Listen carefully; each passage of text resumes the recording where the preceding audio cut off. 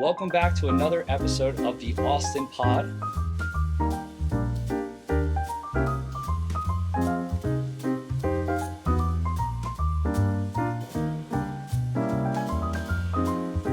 We are a podcast all dedicated to Austin, Texas, whether it's news that's happening recently, recommending bars and restaurants, or bringing on special people that are important to the Austin community, like the two we have today. Before we jump into them, I just want to say who we are. I'm Anthony, the ATX drinker. I recommend all the best bars and cocktails in Austin, Texas. Which is crazy because he's never been to the bar that we are at today. I almost didn't want to bring that up. But, I have to call you out. Like, this is Anthony's first time in Equipment Room. Yep. But he's already a big fan. He's had 2 cocktails, so. Yeah, you know I had to jump and it's right only in. 8:30 a.m. Yeah. Off to the So they gave me a really, really nice old-fashioned here. So yeah, jumping into that. But it's funny because we are at Equipment Room off of South Congress, and I've had multiple people tell me that this is the #1 cocktail bar to them. So 100%. Actually, you told me that too. I think I told you that as well. You felt that way like, too. This is just about my favorite cocktail bar, besides Small V. I feel so Mine as guilty. well. I've brought like multiple dates here, and each one they're like, "Oh, I'm coming back here," and I'm like, "Wait a minute, I need to stop Wait. showing." With me? That's I need to stop showing dates my favorite spot because this is my spot. Like, I will say too, as a content creator, that's one of my things. Is like I want to support the businesses that need the help, and don't get me wrong, they're going to be like, yeah, we can obviously appreciate the help, but it seems like the word is on the street that like a lot of people love it here. So I've never felt like, oh, I got to really get this out there. But now that I'm here, I've seen the menu. This is absolutely an insane menu. I'm loving the cocktails. I'm going to be back soon, of course. 100%. And especially for this event that we're going to talk about that's happening for Hot Luck that's coming up. They're doing a pre-event that we're going to talk a little bit more about as well. But Rachel, do you want to say who you are? I'm sure a lot of people know. Sorry but... to hijack your intro. Yeah, just to catch up. Y'all know me as Rachel, 512 Bites, Rachel Lately. Everything Austin culture is what I share here. And so which makes me even more excited about our guest today, the iconic Aaron Franklin. That's crazy. Doesn't even say that. Is it though? I mean, yeah, like, we'll get into it. But yeah, we are so excited to have y'all both as guests. The Equipment Room owner, please tell us a little about yourselves. Shall I? Well, it's Josh's place. I'm merely an innocent bystander that comes to drink cocktails and make food. And get pointers on the Sometimes. music. Yeah. Oh, we got Yeah, it. you're doing it wrong, dude. Yeah. So this is Equipment Room. I'm Josh LaRue. I'm one of the owners here. My official title is Minister of Music or Music Manager, depending on whom I'm talking to. Basically, I take care of the sound system and build the record collection and keep track of records coming in and out. We're always adding new stuff and removing things that are not getting played. Always trying to keep things fresh and adding new stuff here. And staff the selectors, the people that play the music right over here. So I'm in charge of all that stuff, all the music and special events that involve music here. Do y'all take donations for records? We'll take them. I'm pretty specific about kind of what comes in and out, but always happy to look at anything. Yes. Also, what Josh didn't mention is he also owns Breakaway Records on North Loop. That's right. Oh. So it's not just EQ Room. It has all these rad records. I mean, there's the mother house. Yeah, You know? so Yeah. that certainly Amazing. helps with getting records and So yeah, I own Breakaway Records over on North Loop. Yes. Like right by all the thrift stores? Yep. Amazing. Yep. But I already go there for thrifting, but I didn't know that the record store was there as well, so I have to go back. Well, stay out of my dollar bin. That's all where mine. I shop, though. No, just kidding. No $50 chaperone.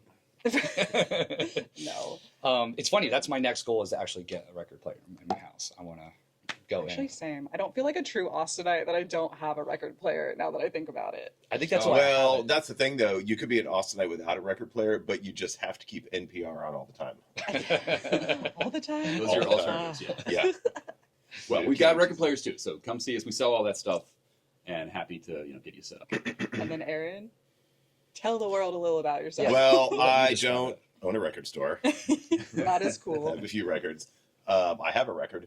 But so I work at Franklin Barbecue, also do Uptown Sports Club, also do Hot Luck, also do a whole bunch of other things. And yeah, I just gotta do stuff around town. That's about it. I'm also lead maintenance guy for the restaurants. Yeah, my boyfriend wanted me to ask you this. Do you still work at Franklin? Yeah. Like every day? Pretty much, yeah. Oh, wow. I'm in and out all day, every day. Are you like slinging the briskets though? Not so much. I am usually back up in the kitchen. My office is there, so doing a bunch of emails, making the rounds throughout lunch, having meetings, on phone calls, doing that kind of stuff. So yeah, I mean, I just came from there. So And the original Franklin food truck, it was a food truck first, it was a right? trailer, yeah. Wow. And that was in '09? Yep, we opened in December of '09, behind a barbed wire fence, behind a dilapidated building, off of I-35, Oh. between an adult bookstore and a strip club, with really no sign. And The yellow- and it worked. The Yellow Rose? I'm No, just no, kidding. no, this is on I-35. Yeah. Wow. But yeah, we did that in December of '09. We opened, and then about a year and 3 months later, we moved into the building that we're currently in. Wow, amazing. Do So- you ever like want to open a food truck again? I sure don't. Did you hate That it? sounds terrible. I mean, it was awesome, and it's a great way to get started when you don't really have any money. You know, and obviously now, I mean, things are a lot different. You know, everywhere trying to start restaurants, but yeah, great way to get started with almost no money. Not the best way to maintain. Well, it's funny. We almost had another person on who owns a food truck, and we were going to have them on with the subject being like the struggles of owning a food truck in Austin, Texas, because it seems easy to some people. Like, let's just park it somewhere and we're going to sell the food that we love. It's like, no, there's a lot more No, to it than that. It's not quite that simple. Yeah. Especially in the Austin summers, like having a food truck, it's There's really a big hard. drop off, right? Oh yeah, they all are like on Instagram asking for help because people are just not going out. Yeah, to go to well, food and that's trucks. kind of like New Austin. I mean, everybody leaves town now. in the Yeah. summer. Oh, that's Like so we used to, true. you know, we used to have a lot of people that could afford to live here year round, and now it's not the same. When did you move to Austin? Oh golly, 1996. Oh Wow. Yeah. Okay. I was 6 years old. God, that makes me feel old. What? Don't Jeez, say it. that's how you treat all I your had to, guests. yeah, I'm just gonna throw comments out the whole time. That's what I'm here for. I wasn't born yet. No, I'm just kidding. Oh, I was about to say that's gonna be crazy. You're like, what? No, I'm just kidding. So, God, I thought you moved here in '09 like me. I was about to be like, we're like twins, but no, that's when the food truck Twinsies. opened. No. No, I moved here in the 90s, and I lived on West Campus, Oh my God. and I bought my records at Inner Sanctum, and Oh, I hung out at Les Amis, and I Yeah. bought cigarettes at Pipes Plus. Oh, So that was throwback. kind of.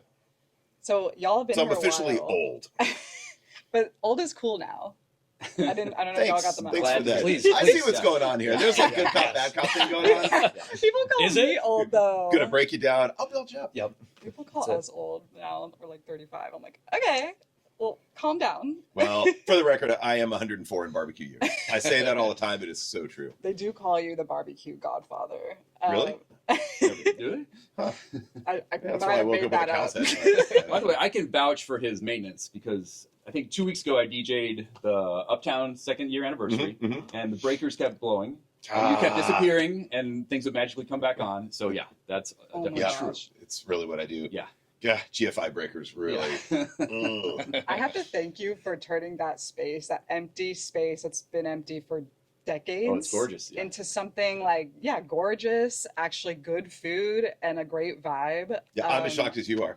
The food is pretty good. What was your inspiration for Uptown Sports Club? Really, you know, we kind of got into it just trying to save this old building. Didn't want somebody else to get it and tear it down and build something gross. So it started off like Save the Clock Tower kind of situation. That's a movie from before you two were born.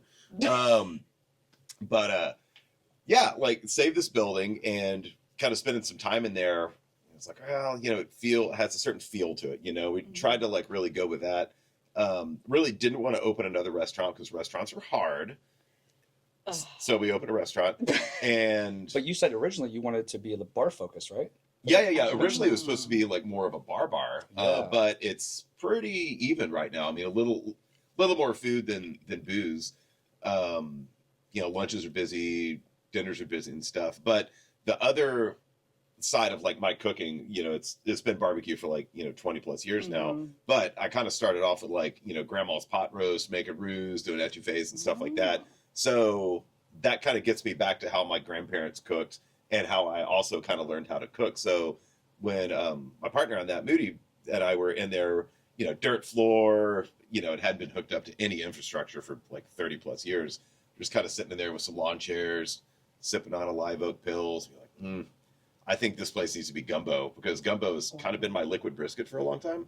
Mm. So it seemed like a no-brainer. Liquid brisket. What a concept. Yeah, I get a lot of New Orleans vibes from Uptown Sports Club, which I think is what you were going for. Kind of, but also just like all-day hangout spot. Mm. Texas Brasserie is kind of how we think of it.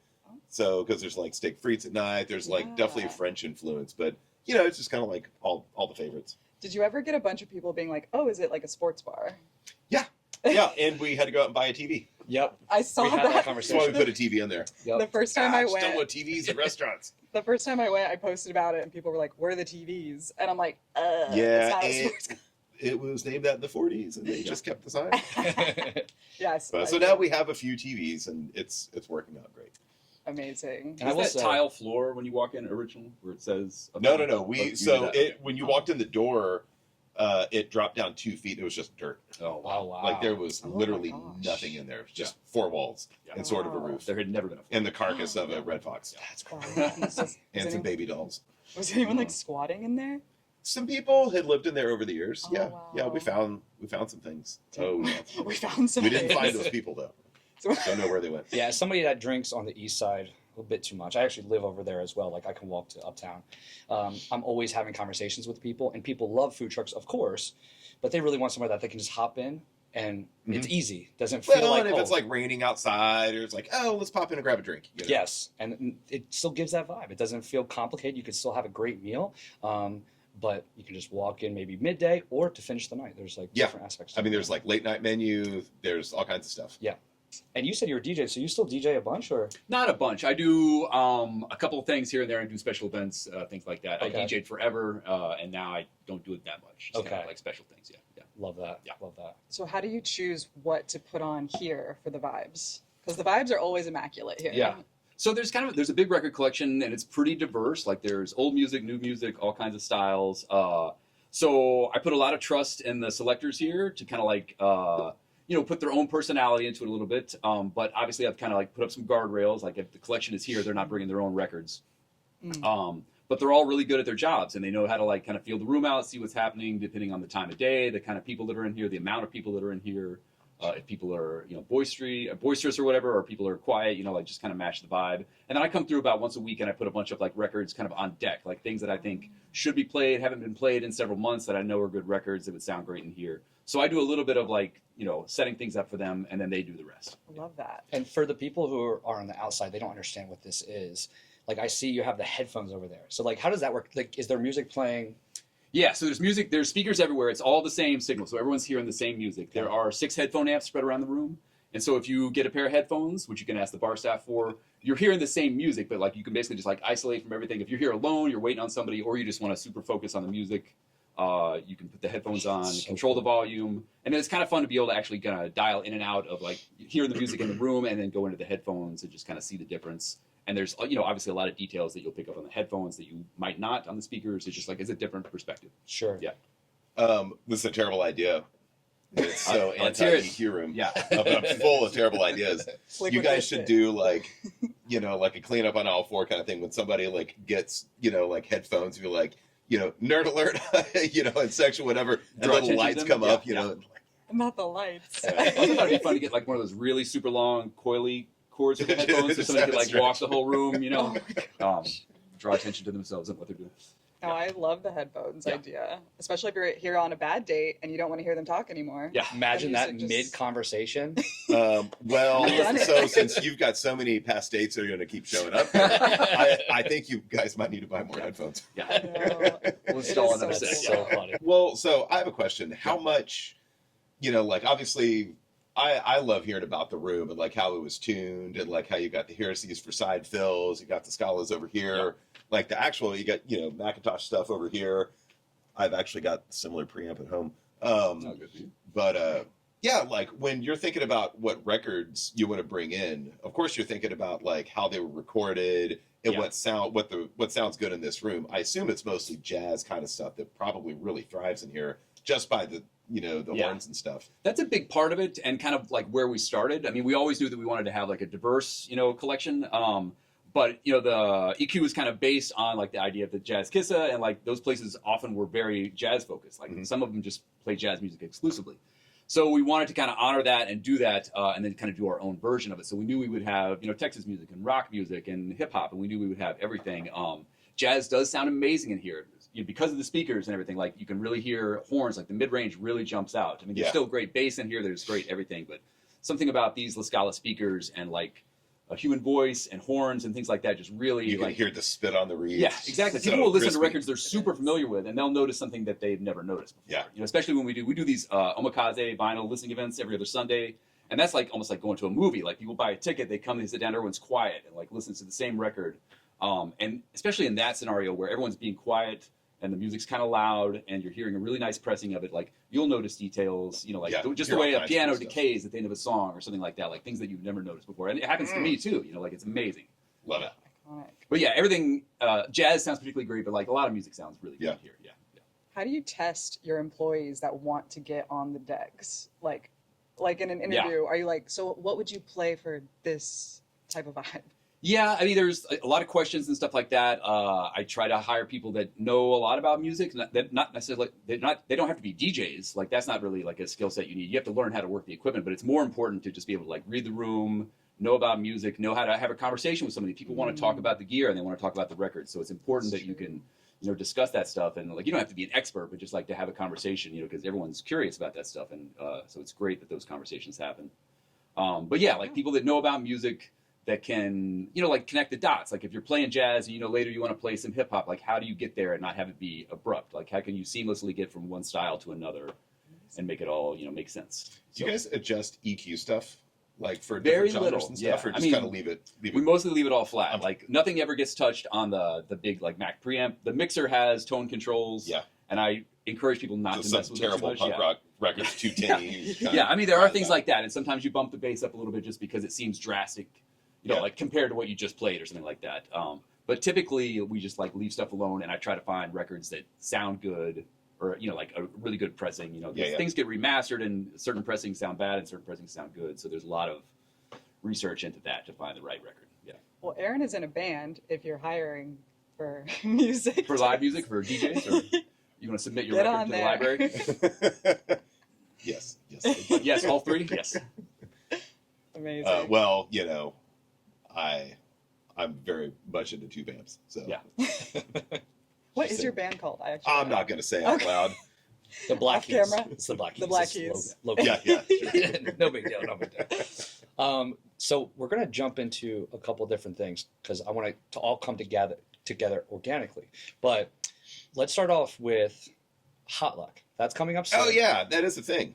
And you're very involved in that. So can True. you just like, for the people who've never been to Hot Luck and maybe they're considered going, I know you've been a bunch. I've only been once, but can you kind of describe what Hot Luck is? Well, Hot Luck is, we kind of call it a live music and food, or a live food and music festival. So it's 4 days and a bunch of different venues all over town. Usually it's between 50 and 70 chefs from around the world that come in. Not barbecue, it's just all kinds of different stuff. But we'll have, an event at a ranch that's live fire. We'll have a night market event this year. We'll have a brunch event. We'll have industry parties. We'll have all kinds of like inside stuff going on. We book, a whole bunch of shows around town. So it's kind of like South by Southwest model, but it's like a lot of chefs that don't really do events. It's like people like me that when they do it, they totally bring the A game and absolutely crush everything. Wow. So it's a rare opportunity to get It really is. And it's a pretty highly coveted invitation, like for chefs. Like it's a pretty big deal to get invited to this thing. Is That's it invite cool. only? It is. I invite everyone and I curate the stuff.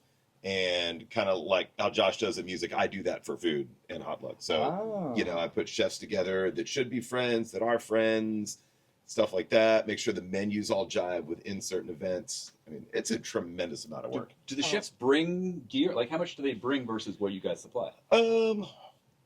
A little bit of both. Yeah. We supply most everything, like small wares, cooking stuff. And then in the early days, I would also let chefs design, cookers. Like, oh, I want this weird grill like they have in Thailand. Okay, well, draw it out for me. And then, because we, used to have a shop. And then actually, I had time to go build stuff. And so now we have all that stuff in storage so we can pull those things out, barbecue pits and stuff like that. But yeah, I mean, chefs bring some stuff. If they have something cool they want to use, they can definitely bring it. But it does happen every Memorial Day weekend. This year it's 22nd through 25th of May. And yeah, it's just a really good chef party. Good Yeah, I time. heard one of the days is at Chester King Brewing. Mhm. Yeah, that's the Saturday night. That's really cool. Live fire Al cooking. Fuego is his name. Oh my gosh, I have to go. Yeah. Mhm. I didn't know that. Yep. So usually it's at Fair Market and this ranch area in South Yeah, Austin. so the ranch isn't going to happen this year. Okay. Things are getting sold in Austin and all that kind of stuff. You know, Sure. they're not making any new land. So we're going to switch out to Jester King, which is actually where we wanted it the first year. And it just kind of didn't work out. I know. But, like, I love we're like, Jessica. all right. Can we do it? And we're like, yeah. So we're doing Amazing. it. Oh, cool. Have you ever had the want to do it somewhere central, like Auditorium Shores in that area? Not really. Is it too much? We try to find kind of like interesting spots that are small enough. And Auditorium Shores is really, really big. Mm. And the thing about Hot Lug is we keep it intentionally really small so it's intimate. And it Oh. feels like, you know, the chefs have time to engage with guests. People have the chance to eat at all the stations and all that kind of stuff. So we really try to keep it small. And that's the cool thing about Jester King, you know, like that's about a 2,000, 2,500 person event, which is as big, I feel like, as you can get it and still have it kind of like feel pretty legit and fun. Yeah, it's always a blast. Yeah. It's my favorite. Now, the reason I brought that up, because you're doing a special pre-party where you guys are collabing. So I wanted you to tell us about that. If I can even jump before that, how did you meet originally? If it wasn't for this event, you knew each other before. Oh, Right. we've all known each other forever. Okay, that's what I Just old figured. Austin people. Because you said he's come into the store back in the day. Yeah, for sure. Yeah. Yeah. Okay. Yeah. And just through music and bands and mutual all that, friends and mutual stuff, friends, and- exactly, yeah. Oh, we- okay. Yeah. It's So it's awesome. not like, oh, I just loved Equipment Room. Then you met, and then you just No. okay. Predates, yes. Got Yeah, Gosh. I was definitely coming in here when they were imaging the room, and you know, before they were like, oh, I don't know, this corner sounds funny. But yeah, I mean, that's the thing. Like, it's, you know, you live in Austin long enough, you play music long enough, you work in, you're a chef long enough, you just start to know everybody. Yeah. I That's think the true. small business world is very connected. Yeah, totally. So yeah, tell us more about this collab that you're doing before Hot Luck, which is Wednesday. Hot Luck starts Thursday or Friday. It starts Thursday, and then we're doing, so, Neil, 14th? Yeah, so. A week ahead. Yeah. Yeah, a week ahead. Yeah. So it'll be May 14th, and really, Gotcha. you know, we had been talking about our mutual partner, Moody, you know, and he's my partner on Uptown and also Josh's partner on this. I was like, man, you should do an omakase vinyl night. And it's like, well, pick a record. It's like, well, you guys already did all the good ones, you know, like. Like with sushi? Well, not really. So that's what they call the Sunday night. That's like the Sunday night where we pick a specific record. It's like a ticketed event. We call it Omakase Vinyl. It's like, you know, it's chef's choice. Like we pick a record and then that and was really, and like talk about it. Like, oh yeah, this drummer he had a Black Beauty. Oh, and it hits his rim Yeah. like this. Oh my gosh, my boyfriend because would love that. because we'd already done Steely Dan Asia. I think you were like, That's the one that's that, your person? yeah. I think that was probably one of the first ones. Yeah. But so we kind of been talking about that for a while. Like, man, like, love this place. It's great. Parking's terrible, but I still love to come here. And yeah, like, you know, coming up for a hot look, it's like, well, hey, why don't you do a thing?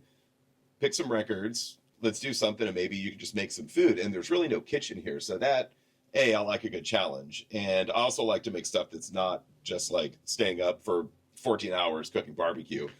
So we're gonna do a little bit, you know, of a lighter thing. You know, we'll do like oysters, raw bar. I'm gonna set up a raw bar at the end of the counter over there, and it's all kind of a la carte. And then we'll do little miniature barbecue trays with Kahlua pork and brisket and some special sauces and stuff. Oh my gosh, we're coming. It'll be fun. Brisket and Organic. oysters. That's like two of my favorites. Yeah, so that's where we get to kind of get nerdy. Like, okay, I'm thinking this dish, want like the food to kind of follow this kind of genre of music a little bit, inspired by these things. Like, oh, well, this record. Oh, well, this guy played on this record. Oh, he also played on this record. Oh, well, you know, this guy was in Hawaii, so let's do a Kahlua pork. You know, I mean, it's like way insiders. Yeah, Oh, it's the same like, thing. It's like connecting all the dots between the food and the drinks and the music. Yeah. And, making it all fit and seem And y'all are appropriate doing that and fun. together as like Yes, yeah, Fun. mega nerd alert. Yeah, Fun. yeah, yeah. I mean, off the top of your head, what music do you associate with like barbecue?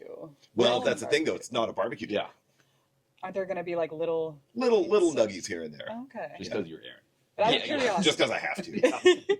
out of curiosity though, what comes to mind? I think the vibe for that night is going to be kind of like smoky jazz, like late 50s, early 60s kind of vibe. So a lot of like kind of hard bop and like swinging ride cymbal kind of jazz, like San piano-led Francisco, stuff. late 50s Yeah, era. Latin kinda- influence stuff, you know, like, Cal Jader and, Monk and Miles Davis and all the kind of like, that hard bop, like late 50s, before things got really funky or out there, you know, just like that super sweet spot of. Yeah, like borderline cool jazz kind of stuff. Yeah. Are tickets Love already that. available for this? 'Cause They're I'm not, actually- but they will be. This is next getting me week, I hyped think. up. I have to go to We this. need pre-tickets. Amazing. It's gonna be exciting. Yeah, the food might be okay too. There Music- will be music brisket, will be though. great. Music's gonna super kick ass. Yeah, yeah. Food, I don't know. A Franklin guy's Who kinda remembers whack. the food? Who remembers? That's why I'm going to sound like a young indie person, but there was a Tame Impala event here, Yeah. and there was 2 nights, and I think it was like 3 weeks in advance, and it was already sold out, and I couldn't get tickets. Yeah, I think we even did a second Sunday for that one. That was Oh, one of the that's first right. ones that Yes. like totally sold out, and we wow. decided to do another like a repeat thing like a month later. Yeah, And I was like, and that yeah, also sold out. Yeah, yeah. to be here for that Yeah. would have been epic. Well, Sounded really good in this room. I'm going to make sure that I have my notifications on Yeah, to see every event that you do on Sundays. That's amazing. Yeah, would y'all do these kind of events again together? I'm happy to. Depends on how. So, like, this space is a little tricky because there's just a closet. There's no kitchen. It seems like a lot of work for you. It Oh. is a tremendous amount of Yeah. work. I didn't it- even realize. My job Initially- is much easier. yeah, you jerk. But I like you But- said, a challenge, My which is spot. pretty cool. Yeah, I mean, it really is a challenge. It's like, okay, well, you can't cook anything. So then, and obviously it's a beautiful room. So I don't want to bring in a bunch of greasy stuff and like make it look like Dexter in here, So we got to keep it kind of tight and kind of clean. Yeah, it's Okay. tricky. It's tricky. Amazing. I mean, everything I do with barbecue is like so big, Yeah. and like smoky and greasy and, like big pieces of meat and stuff like that. And like trying to refine it down is definitely more on the uptown side of things. But yeah, definitely tricky. Love It'll be it. fun. Well, I know you're a humble person, but I just got to say, I feel like with you here, I just have to say it. But my little brother came in town. I'm originally from New Jersey, but I moved to Austin because it's my favorite city in the world, and I just wanted to come here for the culture. Anyway, my little brother, big foodie, and he's not a big drinker, surprisingly. So we have to find something we can do. Yeah. So we literally did a tour of the entire Austin food scene. Like, I mean, it was kind of crazy. I spent like $3,000 just to show him around. It was actually, I look back, I'm like, all right, you can't come often to Austin. But barbecue was our favorite, and we were going to all the barbecue places. And after going to all of them, Franklin Barbecue was our favorite brisket that we Awesome. had. And he agreed with me. It was like an epic day. I love Still Austin. We actually had like pours of Still Austin with it, which surprisingly was a good pairing. You wouldn't Yeah. think like hot whiskey, and it was. Well, I it think was the insane. rye is the best one they had. It was the rye. because of- Yep. Yep. Oh. So that was really fun to like actually pair that by myself. My brother wasn't doing it, but fantastic. So yeah, I just had to nerd out for a second for my love Well, for I'm brisket. glad it turned out good. And you should have let me know because I have a lot lot of rye in my office. Good to know for the Yeah. future because they're If actually you coming ever back end in up 2 there weeks. like, to bring anything, it's like, let me see if Amazing, Aaron's around. amazing. So I know you also own Loro, which has expanded across Mhm, Texas. What about Franklin's journey to expansion? Absolutely not. He's like, no. Nope. No, it's just too much of a DIY spot. And, we cook about 40,000 pounds of brisket a month out of a little 50-seat restaurant. Like it's, the volume is really high, but we're, vertically integrated, mostly on like all of our farms and like, the cows we use and ethical treatment of animals and, like low carbon footprint and all this kind of For sure. stuff that matters to me a lot. And it wouldn't be, first off, it wouldn't be ethically responsible to make another one of that volume. And it would also make the one we have way less awesome. Yeah. I'm sure And- everyone will be glad you said that. Yeah. But, and it's just not in the cards. I mean, it's so much work. We cook Yeah. 24 hours a day, 6.5 days a week. And there's always 2 people there, constantly. So, a lot of those Can people have imagine. been there well over 10 years at this point. So it's Wow. really, it would be hard to get like, to double that. So That's the Yeah. biggest Yeah. complaint I hear about restaurants that become too big. It's like, oh well, they're not as involved, right? You have to bring. in yeah, some more and you people. just can't control it. And Yeah, I'm, true. and we were talking about it earlier, like I'm there pretty much every day. Like Wow. these days, mostly not Sundays, Mm. which is awesome. Finally, do laundry and stuff. Get a break. But yeah, I mean, I'm there all the time. Yeah. So I can't be in 2 places at once. And that's also why Uptown happened, because it was just so close. I could just go down Waller Street back and forth. Oh, it's so nice. Are you also eating your own barbecue all day? Like No. You don't eat. Do you eat your own barbecue? I do try it. I had 2 bites earlier today. I had 2 bites yesterday. Just to test it. Well, working on some like new rubs and stuff. So we're always tweaking things. and kind of working on different stuff. So yeah, I try it often. I don't really need to. I can look at it and I know exactly what it tastes like, and I can tell Right. everything about the cook just by looking at one slice. I mean, I feel like if you're a barbecue person for over 20 plus years, you're probably like, I don't want to eat this anymore. There's probably times. It's pretty rich food. Yeah. But we close for 10 days a year for our maintenance extravaganza, and everybody goes off on vacation, and I kind of stick around. And usually after that 10 days, I'm like, man, I really freaking need a sandwich. Yeah. And I'll make a sandwich. You're like, oh my God, this is so good. Yeah. And then I get about half of you like, I'm good for another year. Yeah. I've had enough. Yeah. What about cooking at home? Do you cook at home? We sure try. For years, we've averaged one meal at home about every 6 weeks. What? Because I get home pretty late usually. Fair. And we're just so busy with restaurant stuff. It's like scrambling to make food at home. So we eat out way too much. Lots of to-go stuff. Lately, I was doing good for a couple weeks. I cooked once a week for 2 weeks in a row. Oh. And that's probably more than I have in years. Wow. But you're eating mostly out at your own establishments because you're working so much? I eat at Uptown a lot. Oh. And then... Which is fairly new. So where yeah. were you eating? It's 2 years old. But yeah, I'm like, where were you eating before that? I couldn't tell you. I like peanut butter. We jelly have sandwiches? like anybody does, like there are restaurants in the neighborhood. It's like, hey, I'm on my way home. I'm gonna swing by a pizzeria and grab something, or they're like, hey, meet you at Fonda, because we live over by Fonda. But Good and I spot. love ceviche. That's a good, yeah, same. It's still the Amazing. best. It is It still the is. best. It really is. I am going to do a personal question just for me, and I like to ask every guest that we have on here this. And we've done like bar owners and other people, but as somebody who owns Equipment Room and runs everything with the music here, what are like two of your favorite bars in Austin, Texas? Oh, that's tough. I'm not really much of a drinker, to be honest. Really? Yeah. So yeah, I don't know. That's tough. The Aristocrat is a spot by my house. Okay. Yeah, I like that spot. I love this spot. Of course. I was going to say yeah. also, I'm going to say this to you, that you also have no involvement in, or. Yeah. So the Aristocrat, and there's a spot down the street from Breakaway called Workhorse. That's just a great little That's a dive good bar with a good special. hamburger. Yep. And Yep. Drink Well Great is a Drink freaking Well's great great. bar. Yeah. That's it one of my still favorites. feels underrated, which is crazy. Yeah. Well, it's It just is such crazy. an industry spot. Yeah, I feel like neighborhood industry bar. Yeah. Drink Well is so good.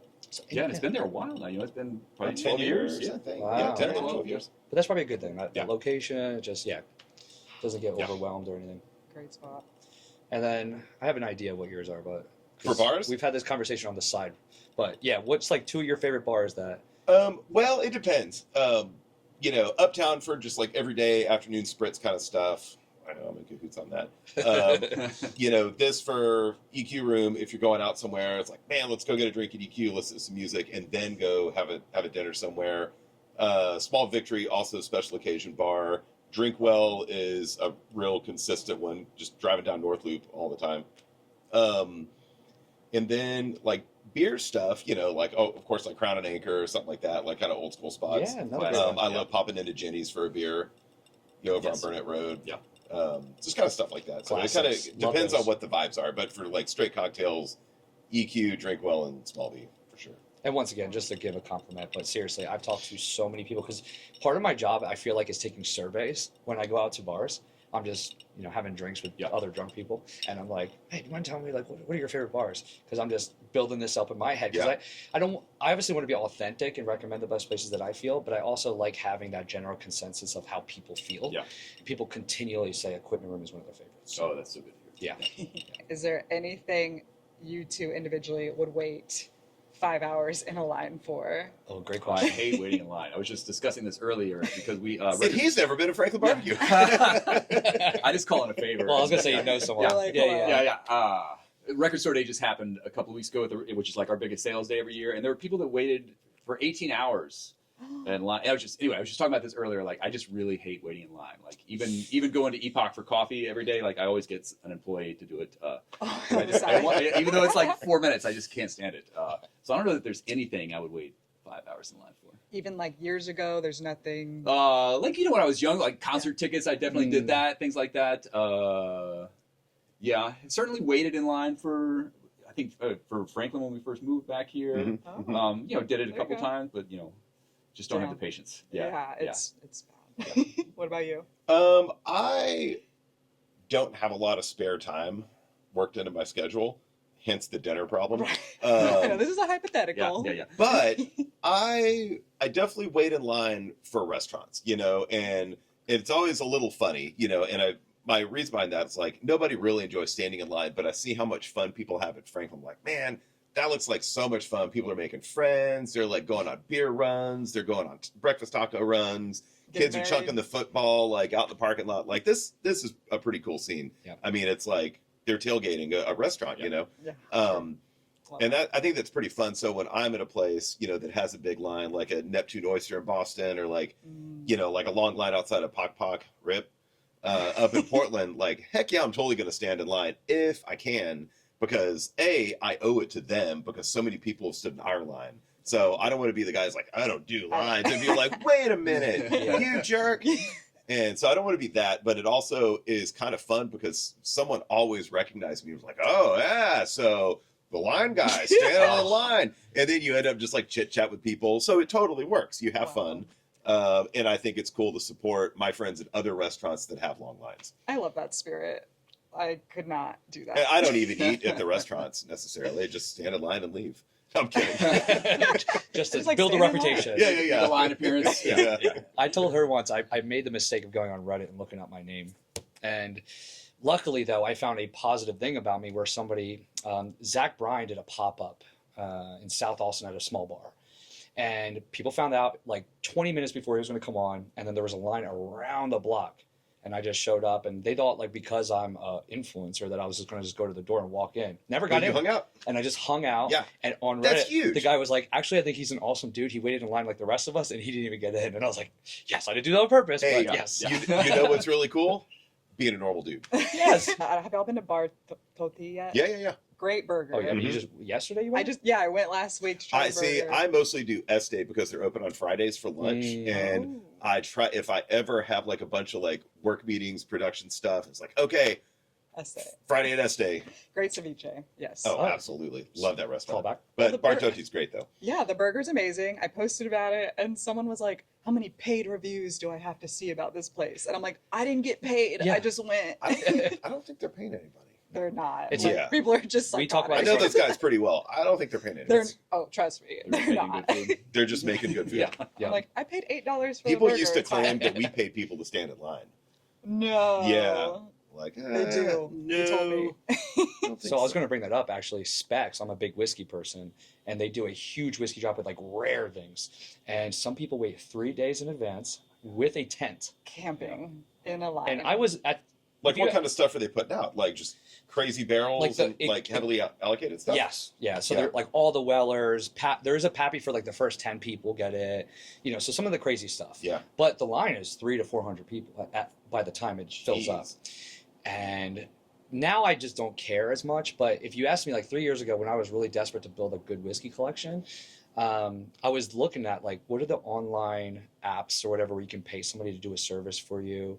And there was one of them. It's like wait in line for things. Mm-hmm. Oh my gosh, Sure, that's yeah. true. But I didn't do it because Yeah. it's like I would do that for 25 an Franklin. hour. What are you gonna do? Yeah. 48 hours, 36 hours. $9,000 later. And then you could just bought the bottle for more. But that's another example of people waiting in line to the extreme. Yeah, three that's kind of days. crazy. I wouldn't do that. Yeah, because your time is valuable too. You could have went to work and made the extra money to just buy the bottle for extra Yeah. than Ooh. the fair Well, price. that's the thing. Like, time is really money. Yeah. Franklin Barbecue started because I played music, toured a bunch, severely underemployed, no money, but a lot of spare time on my Interesting. hands. Yeah. So we were able to do that, and now it's like, where you're just working so much you don't have the time. It's like, better not. So then how do you fit in band practice or shows? How does that work? I don't get to see too many shows. Okay. Like, I would love to go out more, but also I just get tired. Sure. And I've seen gazillions of shows. Like, I don't really just need to go see a show. That's somebody I'm really into. But, band practice maybe like once a week or something like that. So it's usually on like a Monday or Tuesday. Something Okay. like That's that. actually Yeah. impressive. To start the week. Yeah. When did the lines start forming for Franklin? Because Well, so we opened in December of 2009 in a trailer. And that March is when we had a line to I-35. We were behind it. Well, so like almost right away.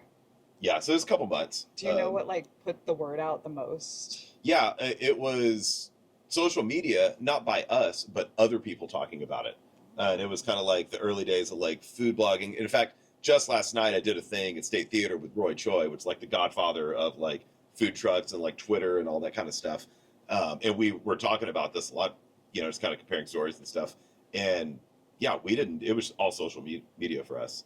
Just people be like, oh my God, it's the best thing I've ever had. And then poof, And it just never died down since. it's just been going and going and going. But really, we got real busy real quick, started building a second cooker. When that got finished, it filled up and the line got longer. Built another cooker, made more food, line got longer. So it was always kind of a teeter-totter back and forth until 2015 or 16, somewhere in there when we finished our smokehouse. And that was kind of the plateau. Like that's as much as we can cook. That's all the room we have. Wow.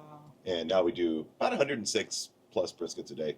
Oh my gosh, crazy. And you've had some notable guests that you've like dined with personally, like Obama, Gordon Ramsay, Anthony Bourdain, I believe. Yep. I've watched that episode like 3 times. That's amazing. So question for both of you, what like would be your next great celeb encounter to like have at your establishment? I'm a weird dude on that stuff because I should have been making a list of how many amazing, super cool people have been through the restaurant, and of course, it's a lot of bands that come through, like, I bet. There's always a drummer who's like, hey, getting food for the band. I'm like, all right, cool. Just the Rolling Stones. Yeah.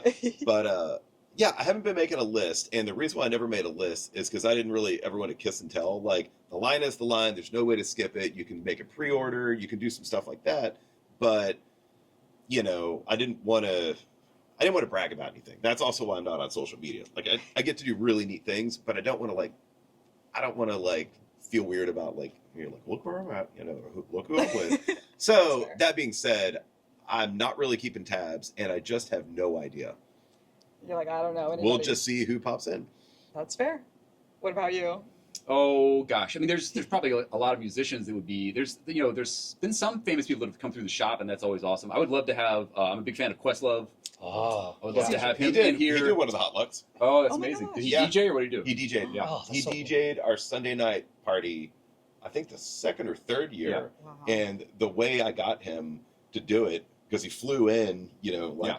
He loves Austin. I know he that. does. Yeah. I went around town, not to interrupt, but I went around town and I got like hot sauce and it hollered at some restaurant people. I got like all these little things and we shipped him a brisket in a little Yeti soft-sided cooler and I just wrote him an invite on a piece of butcher paper. It's like, hey, really love to have you for a hot luck. Let me know. Oh, And he said And it yes. worked. And it worked. Yeah. wow. Well, we need to try something like that. I think to get him here. Yeah. I'll give Got you a the brisket. hookup Give me a now. brisket. We'll put a couple of records in there. Yeah. Yeah. That's amazing. Yeah. Anyway, so Questlove. Questlove. Gosh, who else? I'm a big fan. There's a bunch of great jazz music coming out of the UK. Like there's a guy named Matthew Halsall. This is not a celebrity that anyone knows, but like I would love to have some people like that come in here. We do these special events like the Omakase things, and we've done some things where people presented like their own record or talked about like a record release type thing. Oh. I would love to have like Matthew Halsall would be a Cool. amazing person to come talk about their music and play a new release. That would Heck be yeah. fun. Yeah. So record release party, pretty much. Kind of, yeah, Kinda. yeah. We did one just last night. Graham Reynolds, local Oh, yeah, composer, yeah. musician. Yeah, they're He has a brand new record. He was in here last night. Played the record for everybody. Talked in between songs. It was amazing. Just like I bet that was talked cool. about the recording process, how the record came to be. Listened to it on this great system. Everyone was like quiet and super into it. It was like a room of fans. It was amazing. Yeah. That's so cool. That's very cool. Yeah. That's the only thing that's weird about Austin, Texas. It's so hot that sometimes when I think of jazz, I think of like wearing suits and Yeah. smoking cigarettes and cigars and And being very sweaty. So y'all have both been here a long time. How do y'all feel about the state of Austin as it is now after seeing it go through so much change, especially post-COVID and all that? So, like, deep question. It's Got deep. So it. I've seen Never Austin going dark. for a long time. Like my dad first moved here in like '79. My folks were divorced, but so I spent summers here starting around '79. So I'm way older than all y'all. And back then I grew up in Denton, Texas, and Austin kind of just seemed like a big brother to Denton. Like it felt like a small town here, but it was it's a college town, which Denton kind of was too, but on a much smaller scale. Both cities love music. I could tell that. So anyway, there's been so much change between there. Then I moved here in '87, lived here for a while, and then moved to DC for a long time and came back about 15 years ago. But most of the change that I think I've seen happen has been in the 15 years since I've been back. Even when I moved back here in 2010, it was certainly different. But my family had been around here, so I was always coming back every year. So I kind of saw the slow change. But it's enormous what's happened in the last 15 years. And one thing that, like we talked about when we were starting this place, was that you can complain about a lot of the things that happen here, and there are some things to complain about. Don't get me wrong, but I still really love this town. And there's cool people doing really cool stuff here all the time. And if you can put yourself in a position to be one of those people trying to make something cool and make it feel awesome and make it still feel unique, then that's a really magical thing to do. That's what keeps the city special. Yes, it's more expensive, and yes, it's tougher in a lot of ways. And that part is hard to argue with. But I still think it's a really special city with a very unique personality. And that brings up a good point. It's hard to differentiate just every city's changing because the times are changing. Yeah. Mm-hmm. Yeah. Versus what's changing about Austin because of the negative factors. Yeah. And I think maybe 50% is bad things, but 50% is like you're seeing that in New York. I've heard people that lived in Brooklyn. And it's happening everywhere. It's happening no way everywhere. around Yeah. it. Sure.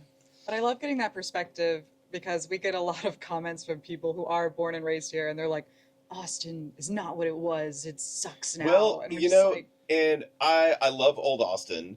It's still here somewhere. It's getting harder to find, but it still exists. it still exists. But if a city didn't ever evolve, that's not good either. Yeah. Things have to change. And there are cool the stretch where Breakaway is on North Loop looks exactly like it did when I was in college. It's physically it is the same. It's the last street in Austin that is completely untouched. Yeah. Oh my gosh, is it? That's crazy. One family owns all that stuff, right? Yeah, a lot of the houses are owned by one family. For sure. Yeah, there are a lot of rentals over there. But yeah, so there's still pockets of old stuff, and then there is cool new stuff. Despite what people say, and a lot of it still has the same. Yeah. Hey, look at us. Exactly. Yeah. Look at us. Yeah, definitely have to dig a little bit. But I mean, that's the thing, though. Like when a lot of people are like, there used to be cool stuff going on. They were probably a lot younger and doing cool stuff, and then you get older and you just kind of lose touch with like what's going on. Guarantee there's still rad bands playing. There's still rad shops going on. There's still cool art going on. There's all that stuff is still happening. We're just maybe not going out so much. Yeah. I have this argument all the time. I just say like, we have fond memories, and then we just always view the past like it was the greatest thing ever. And right now we wake up every day, we think it's just a normal life. But in 10 years, I'm going to be like, when I was 35, that was great.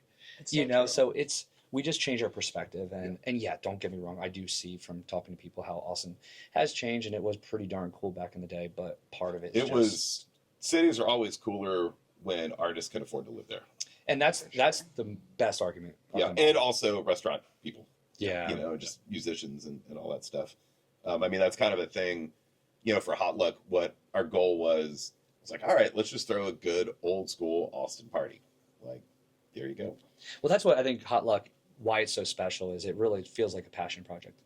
Well, it is. Yeah, and then you get like, I'm not going to name names, but there's like other food festivals that I've been to where it's like, this is a money grab rather than like a passion thing. It's definitely a passion project. That's so cool. Amazing. I love the way the second half, I just felt like we just started talking because it was a fun conversation. That was really cool. We really wanted to get to know y'all with this interview, and it was so much fun getting to talk to y'all. Again, if you want to let people know where to find you, or I guess you're not on social as you say, but you can find me everywhere. You can usually find me around town. Yeah. Visit him at Franklin. Not hard to find. If you can't find me in Austin, that probably means I'm out of town. Traveling somewhere. And it's Christmas, probably. Yeah. It's that one Sunday. Yes, but the event is May 14th, as you said. Yep, May 14th here. Lots of cool 5 jazz. to 9? 5 to 9 food. I think maybe y'all close at 10. 5 to 10? Yeah, food 5 till till we're 9, done. a la carte, doing four different dishes, oyster stuff, kind of like some snacky bits. That's kind of how this place usually does it, so I'm sticking to those themes. Good Amazing. cocktails, good food, good music. Will be a great night. Amazing. So y'all can keep a lookout for that, unless it's already sold out by the time this comes out. Yeah, We'll there's see. a chance. Visit Equipment Room. They're open every single day. Well, we're open Tuesday through Saturday right now. Yeah. Oh, And Tuesday it's through every other Sunday is like a special event. Yeah. Got you. Yeah. Right off South Congress, which is amazing. Anthony is at the ATX Drinker and Whiskey Boys. You can find me at Rachel Lately or 512 Bites. And again, this is the Austin Pod. We're on YouTube, TikTok, Instagram, all that jazz. So thank you again for joining us, and we will catch y'all on the next one. Thanks for having us. Cheers. Thank you.